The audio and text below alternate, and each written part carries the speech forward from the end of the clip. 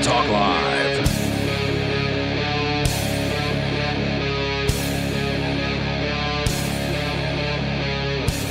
It is the Free Talk Cast, brought to you by the same people who bring you Free Talk Live. You can find the podcast directly at freetalkcast.com, or you can join us on SoundCloud or Spotify or any of these other places where you're normally listening to the Free Talk Live audio archive. Now the podcast is there as well, so check that out. Or go directly to our Podbean at freetalkcast.com. But of course, you already know how to find the podcast, at least in some way, because you're evidently listening to this. Anyway, joining you this week, it's Aria and Richie Rich. And thank you for joining us this week. It's always good to have you on the show with me. I hate that I'm always working Sundays now because you bring an energy to the show that we don't often get, a very sort of zany, energetic vibe. You're talking about the radio show. Yes. Yeah.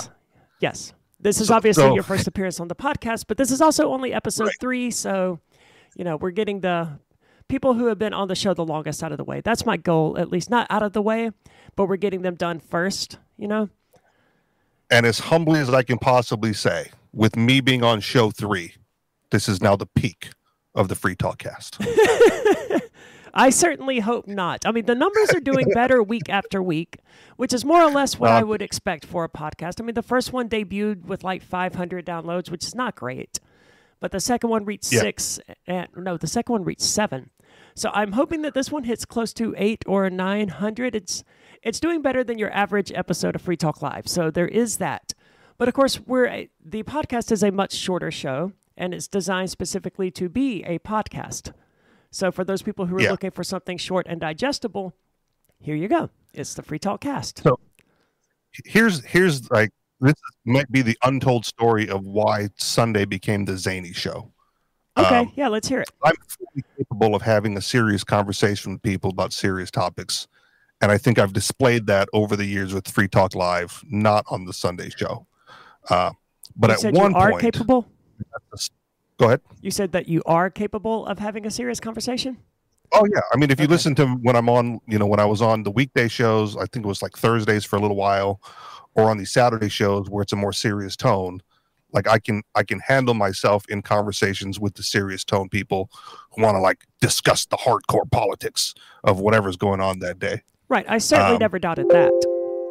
Oh, my cat is pushing buttons. The Sunday show, I kind of made the zany show because at one point I was suspended from Free Talk Live for saying stuff that had never been said on Free Talk Live that I won't repeat here. I remember that. You had said something along the lines of it not being morally objectionable to shoot police officers or something to that effect. Along those lines. Yeah. Again, not going to get in trouble again. Well, you're not going to get in trouble here on the podcast for sure. So I don't get too serious.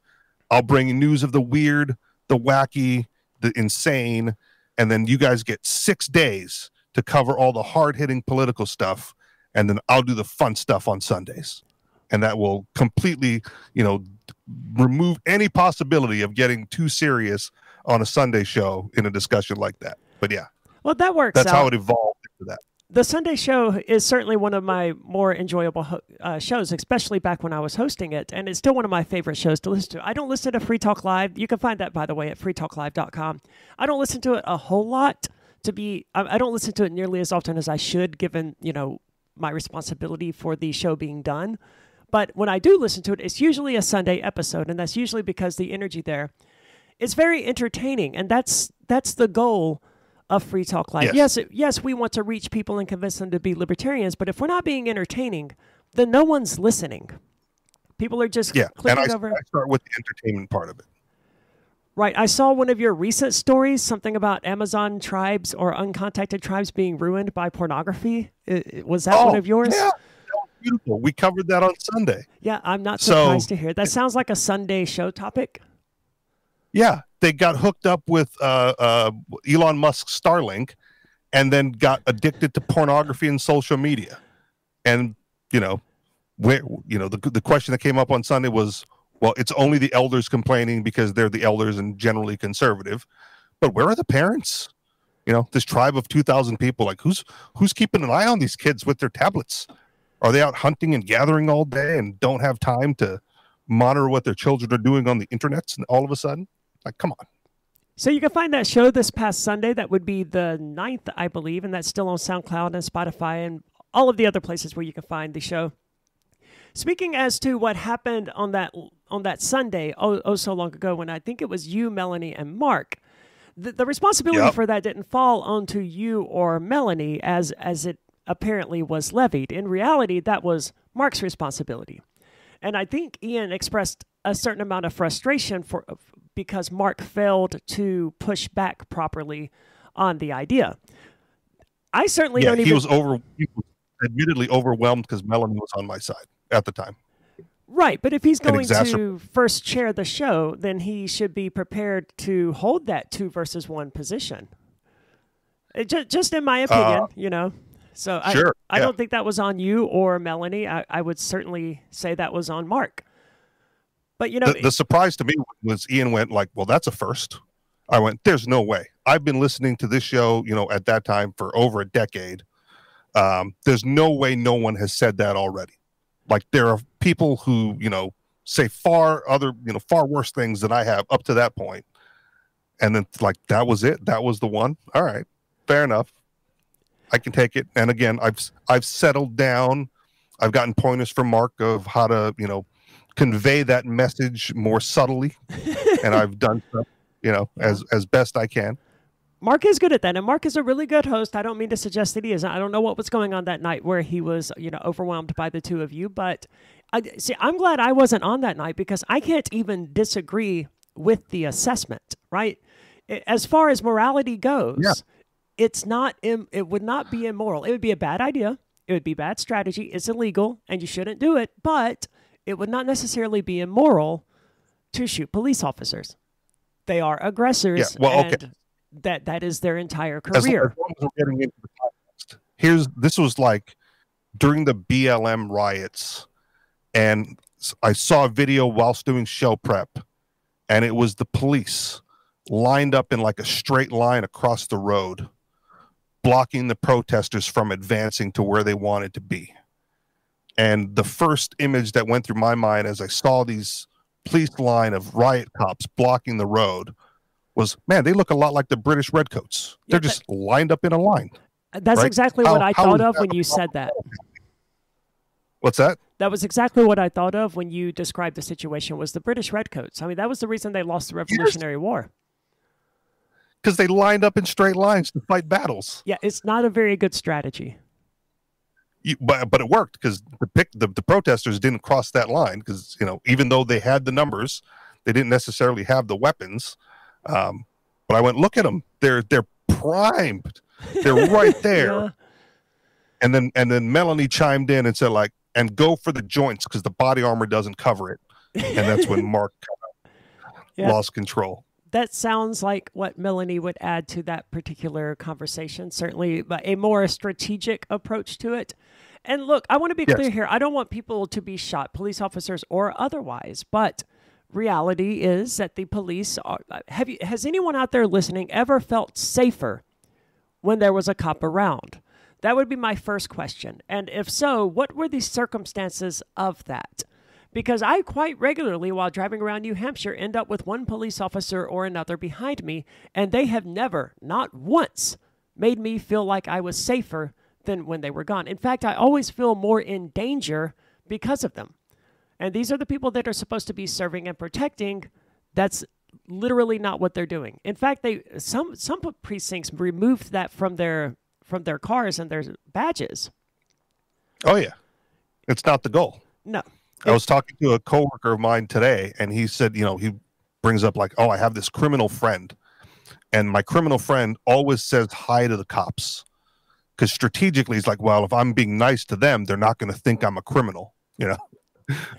I went, well, that seems like that's a strategy, right? I mean, you can do that.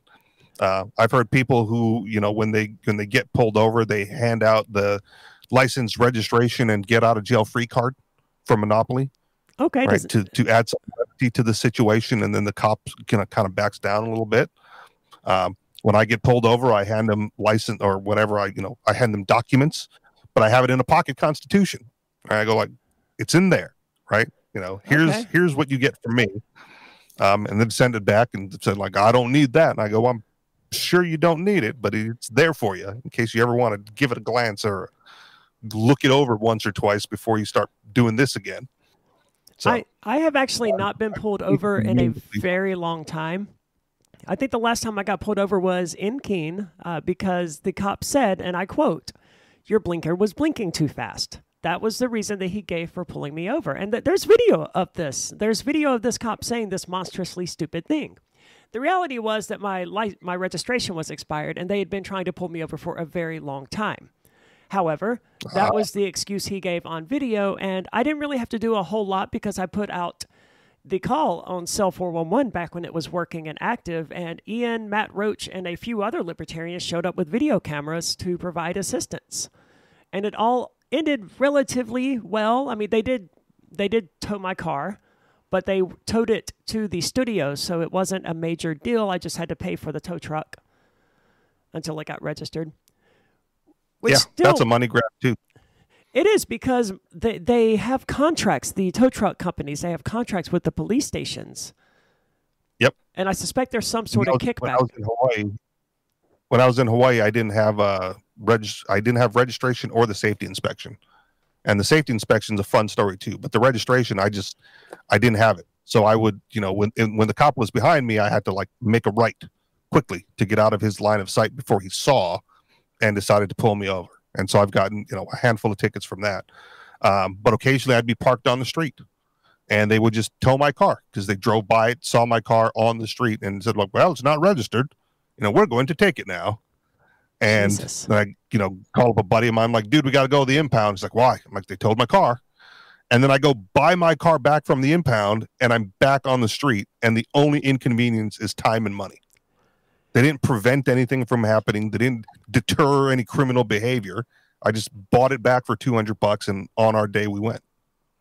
It was very similar with me, and I had actually forgotten this entire fiasco that was going on. Keene PD and the state troopers in the area, they spent months trying to pull me over. And it got extremely egregious at one point, to the extent that my coworkers took note of it and was like, hey, what's going on with you and the cops? Because they always seem to be looking for you. One night, a state trooper, while going down Main Street in Keene. Now, for those who don't know, there's a median through almost all of Central Square. It's not easy to do a U-turn on it, but it's possible. While he was going the opposite direction and I was pulling out, he did a U-turn in order to get behind me. And of course, I saw this happening. So I whipped around real quick and I pulled into a convenience store's parking lot. And I called Ian to make him aware of the situation, to get him to come and give me a ride home. And I was just going to leave my car there because the registration was expired, yes. But it was expired in the state of Mississippi. And doing all of that in a timely manner, it just wasn't going to happen, especially because the car was dying and I was getting ready to replace it. I just needed it to coast for like 2 or 3 more months. So I wasn't going to bother with the registration. And they knew my registration was... on private property, they shouldn't have cause to tow the car. Right. That was why I left it there at the convenience station. They could not tow it in those circumstances.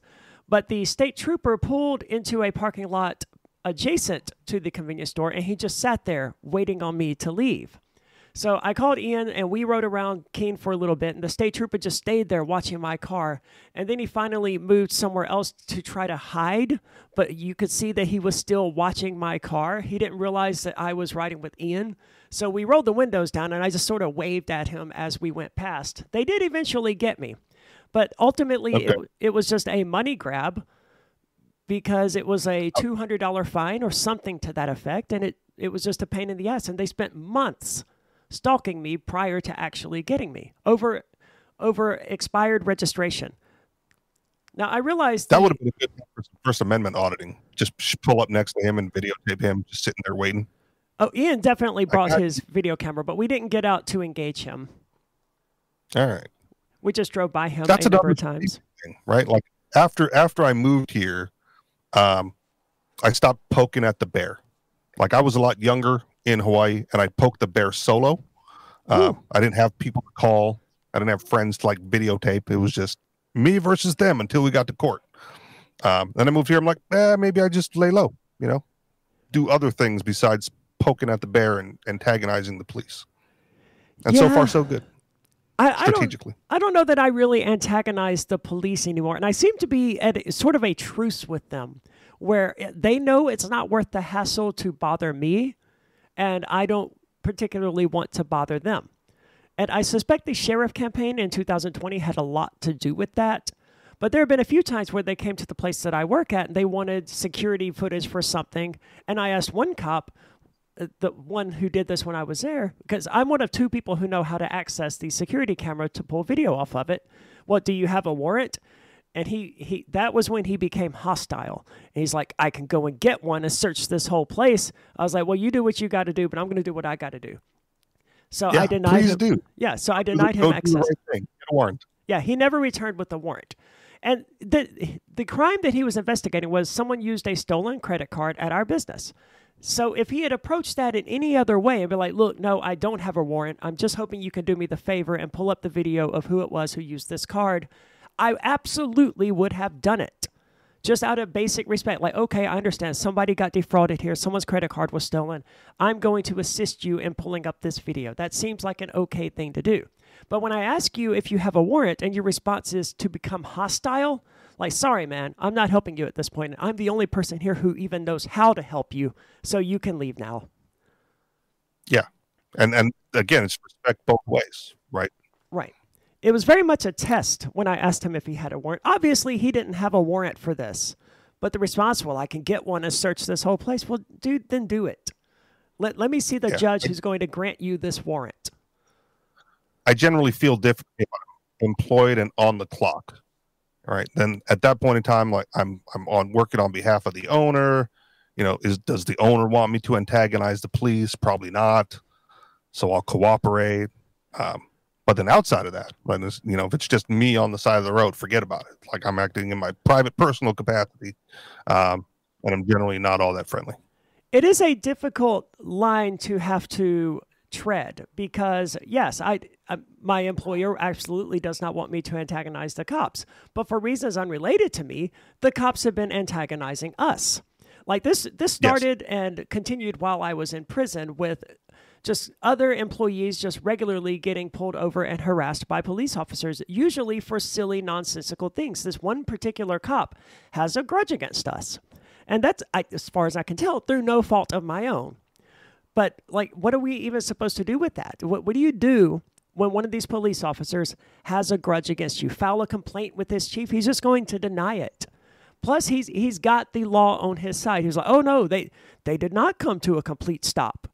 Well, okay, but whoever does come to a complete stop, and rare is the cop who bothers to pull someone over for that, but when they're pissed off at you and they're hunting you and they're targeting you specifically, they will pull you over for all of these trivial things that people do constantly.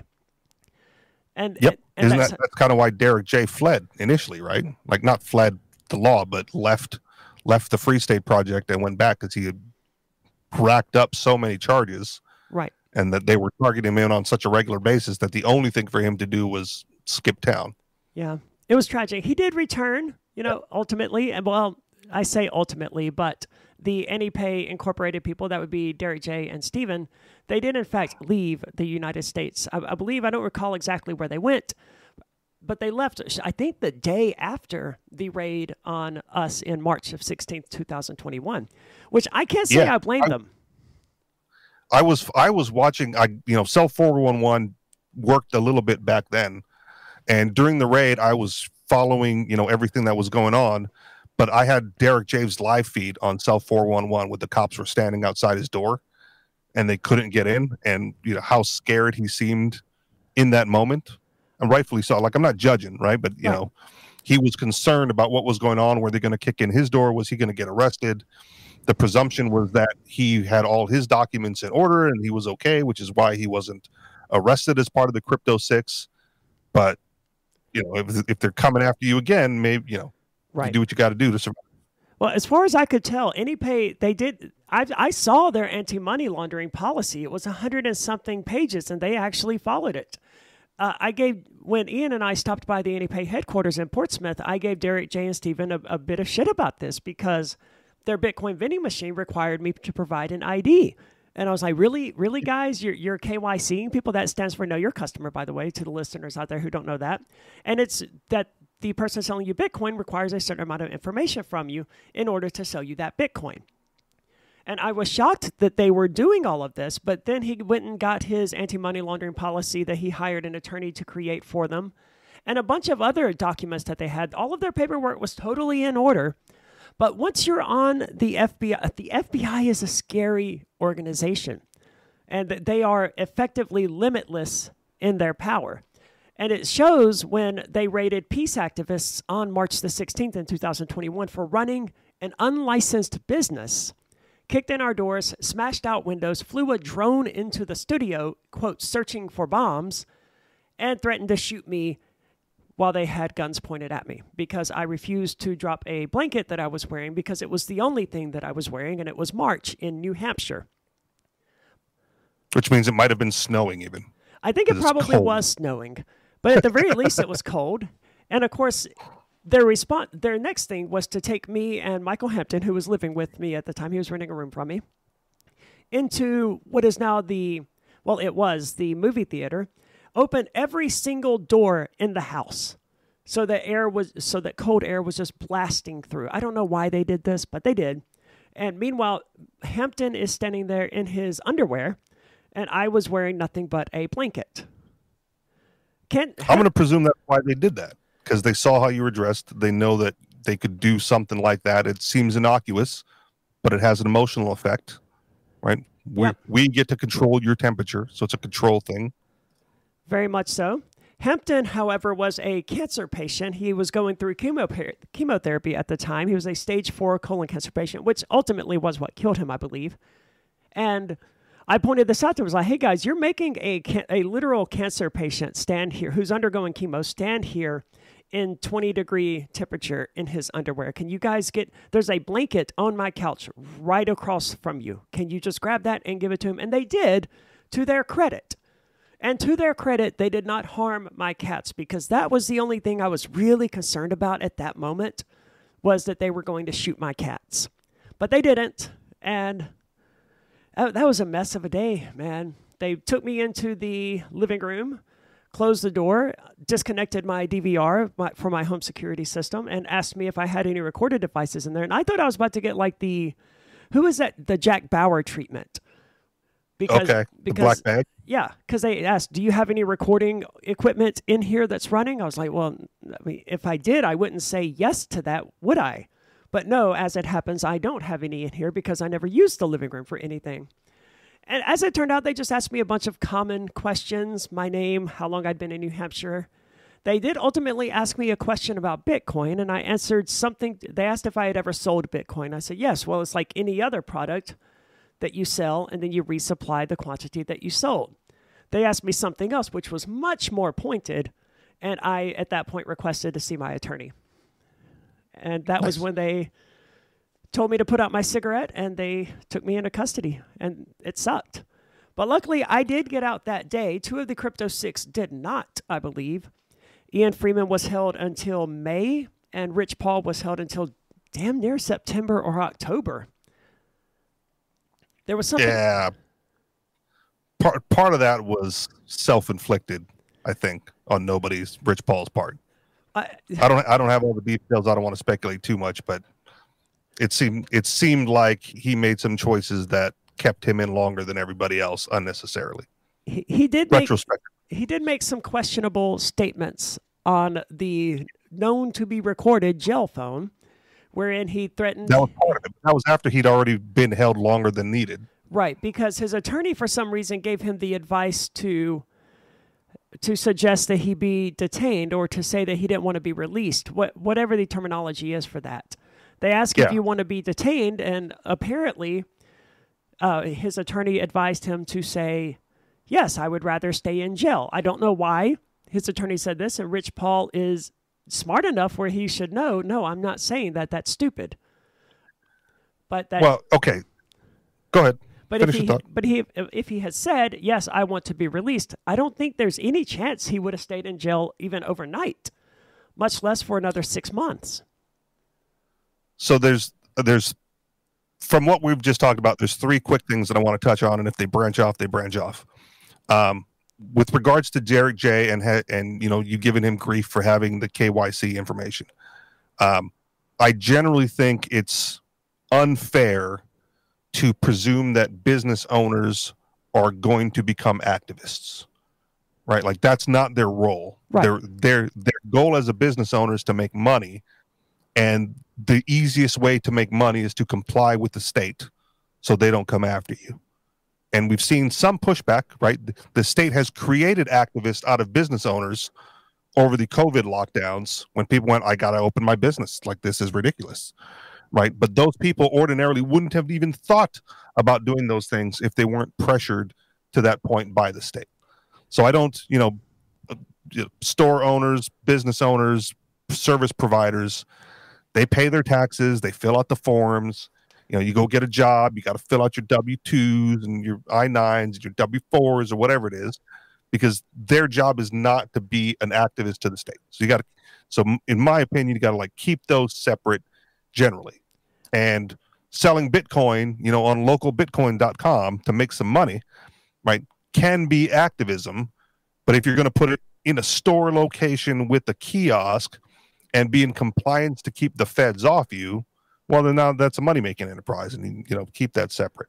I don't disagree with that assessment, and I would like to clarify that when I gave Derek J a hard time about this, it was in a joking, friendly way, not in a truly condescending kind of way. Derek J was my friend, and he explained to me why he did it, and I couldn't disagree with it. I mean, his argument was basically exactly that. I mean, being a brick-and-mortar business, they had the eyes of government on them. Plus, we knew an FBI investigation was going on in regard to Ian, so it would seem obvious that they were investigating people close to Ian. Right, but I think activists have this presumption that business owners are going to start doing activism and help, and it's not their role. Right, you got to do your. And the second thing I want to touch on real quick is, again, I'm not being judgmental on how you responded to the police, but when I was first made aware of the Free State Project and started following Free Keene long ago, like 2007, from Hawaii, there was an activist here, and I don't remember his name, but he was posting videos on YouTube called like Pimp My Activism. Do you remember this? Are you familiar with this at all? I've never heard of this. Okay. Oh, welcome to the club. Okay. So yeah, this is well before my time. Okay, no, that's fine. I mean, it's well before my time being here, but I followed for so long before making the move that, a lot of things came and went. So Pimp My Activism, he would do meetups, and people would practice scenarios that you might encounter while interacting with the police or other government agents. Because with the practice, right, it becomes muscle memory as opposed to you being thrown off guard. Right? Yes, and so that's a great thing. I wish that was still going on. What's that? I wish that sort of thing was still going on because, yes, the first time that I told a police officer no was jarring, and I only did it because I had Ian there to remind me, hey, you don't have to answer that question. And after that, it became so much easier. Right. They catch you off guard. And the irony is the police officers, with all their training when interacting with the public, they go guns blazing, and it's your responsibility, as a law-abiding member of society, to keep your cool and keep your calm as this guy is like, harassing and aggressing against you. So the Pimp My Activism was, well, we're going to practice those scenarios, right? We're going to like boot camp almost, not as bad as boot camp, but just, someone plays the cop. We're going to yell, we're going to make stuff up and see how you respond. And that way you start to get a flow going of, if this were real, how would I react? As opposed to just being thrown off your game and doing things that are not going to be in your best interest later. So I'm not going to take the lead on this, but it looked like valuable activism back then. And if it got started up again, it probably wouldn't be a bad thing, right? Like that seemed valuable at the time. And for whatever reason, I don't know if it just, if he just stopped doing it, and then everybody else stopped doing it, or if people lost interest in it or whatever, but it wasn't the thing. And especially for those people doing activism with the civil disobedience side of things, right? You want to practice that. You want to get good at that so that you're not caught off guard. You're not flustered. You're not, opening your mouth when you shouldn't in the face of the cops, because their whole job is to fluster you, is to scare you, to bang on your door at 4 or 5 o'clock in the morning while you're half naked and covered in a blanket, groggy and sleepy, and start pestering you with questions, right? Just to get you to start saying stuff that you shouldn't. Yep, that's exactly right. Did you happen to catch the article? I don't know if it's got covered on Free Talk Live. This kid went to the police department because his dad was missing. Have you seen this video? I have not seen it. Okay. He goes to the police department to say, hey, my dad's gone missing. Can you help? And they put him in the detention room and grilled him and just berated him and coerced a false confession out of him for killing his dad. Oh my God. And it turns out the dad was fine and was just like, down the street or late for work or whatever. Like nothing, and he was there to do the right thing. Hey, I can't find my dad. Please help. Right. And then when you killed him, and that's just berated him until he confessed to a crime that not only he didn't commit, that nobody committed. That's insane. I have not seen that. And get good in that situation, right? Then you might be better off, when you're interacting with the police or any sort of federal agent or bureaucrat in any form or fashion. So I always thought that was good. And I forget the third thing I wanted to touch on. If it comes back to me, I'll bring it up. But that's what I wanted to get to before we slid on. No, those are really good points. And I think I'd mentioned something about this to Ian several years ago about possibly starting it back up. But of course, then we were raided and other things took priority. And at this point, I'm far too busy to attempt it. And I'm not experienced enough with police myself to feel comfortable leading this sort of thing. I could give people a lot of advice on how to protect your data from intrusions by the FBI. But as far as experiences with police officers go, they're relatively minimal. And since the sheriff campaign, they've been more or less non-existent because they know I'm going to say I'm not answering questions, and that makes it pretty pointless to talk to me. Yeah, but there's also enough video out there where you could, pull up a video, everyone watches the video, and then you practice that scenario. Like, what would you have done differently? Right? The black dude that was the video, the black, I forget his name because there's been so many, that was live streamed getting shot by the police, right? As a passenger in the car, right? Because he had a firearm and a permit or whatever it was, like I'm licensed here, and they went bang, bang, bang, right? Like, okay, well, I've gone. I'm a former NRA certified firearms instructor. Like my certification lapsed a few years ago or a year ago or whatever, so I'm not an instructor now. But whilst going through the firearms training, right, especially specifically here in New Hampshire, one of our instructors was very clear. Don't tell the cops you have a gun. Just keep your mouth shut. They don't need to know. They don't want to know. You don't have to tell them. And the reason was because you didn't want to raise any suspicions. This is New Hampshire.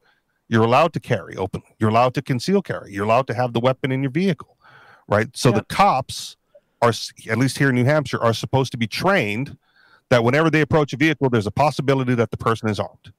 And you don't say anything about it, right? That way it doesn't raise any suspicions on their end. It doesn't raise any concerns.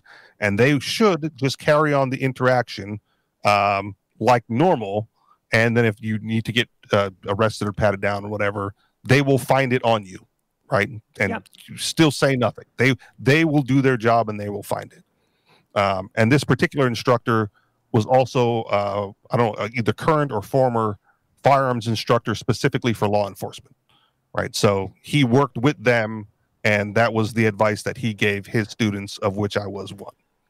So you don't even have to tell them that, right? So if you're pimping your activism, and you're like, oh, you're in the scenario where you're sitting in the car and you got a gun on, you're like, what do? Right? You practice saying nothing. You got any weapons in the car? Hands on 10 and 2, man. Like I'm not saying anything. I'm not doing anything. I'm not moving, until we have this conversation. Yep. And I'm not answering that question without an attorney present, right? That sort of thing. That's really good advice. Rule number 1 when interacting with cops is don't volunteer. They are good at disarming people and getting them to volunteer information. Do not volunteer information. There are some cases where you have to answer some of their questions. I believe if they pull you over and they ask you where you're going tonight, you do have to give them some sort of answer, I think. But that's pretty much the extent of your legal liabilities to provide them with information. So don't talk to them. There's nothing you can say to police that is ever going to help you interact with them? Here's an irony about the mask situation that everyone went through with COVID. Just because I'm that guy, for years in Hawaii, I drove like my car that was noticeable by the cops.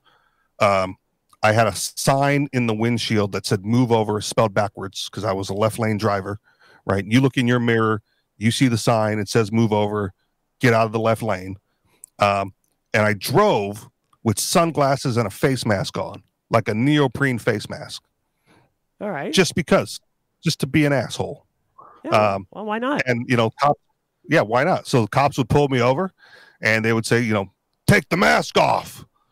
And because I learned this from watching videos on YouTube, it's like, well, is that a request or an order? And more often than not, several times they said, well, it's a request. Well, then no, I'm not going to take it off. Here's my license. How do we know this is you? Well, that's not me. That's a piece of plastic. I am me sitting before you. And you've already said the mask is a request, and I'm not going to follow that request. Excellent right? advice. That's an order. Well, is it a lawful order? That's a lawful order. Well, can you cite the specific law or regulation or rule or whatever you have in your state that authorizes you to give that order? Then it becomes a threat, right? Take it off or else. Well, all right, if you're going to threaten me, I'll take it off. Right. But now I know that you're issuing unlawful orders. Right? This is not the type of interaction you want to be having right now. Yep. That's really good advice. There's a lot of really good content on YouTube and TikTok to teach people how to interact with police. Watch some cop block videos or just First Amendment audit videos so that you're prepared to interact with it, because it's inevitable you will interact with police officers, and it's best they spend years training how to interact with you. So you're already at a disadvantage. Train on how to interact with them. Keep yourself safe out there. Thank you so much for listening this week. I want you to write Ian Freeman. You can find that at the Free King website, or it's Ian Freeman 34755-509, Unit JA, P.O. Box 879, Ayer, Massachusetts 01432. So thank you so much for joining me this week, Richie. It was a great conversation. Always helpful to talk about cops and how people should better interact with them. And my favorite subject. Yes, and this time, no threat of you being kicked off of Free Talk Live or whatever the hell happened previously. So again, thank you so much for joining me, and we're out.